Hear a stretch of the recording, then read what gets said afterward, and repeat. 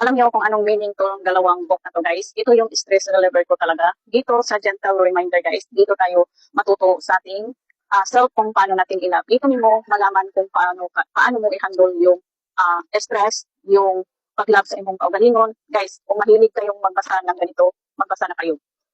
Nakalagay dito, guys, nag-remind siya about sa ating self. The right person will know how to hold love, and the right person we will choose just deeply as you choose. You will not have quiet, you care. You will never like you are so much you. You will not be big a love undeserved. Guys, ang dami nimong matutunan. Remember, the even stronger soul and grit, the stronger human being that once loved and loudest, hope and hardest, and wants to always before others. That's all the often need people burden. So please check in your kind of friends, check in your people in your life who are tender, who want always be open to give you so much, who you will choose and need it. Ang ganda nitong basahin, guys. Itong dalawang libro, may matutunan ka talaga about sa inyong self, pati dito. Kaya ilalagay ko yung link nito, guys. I hope magugustuhan ninyo ang kwento nitong dalawang book na to.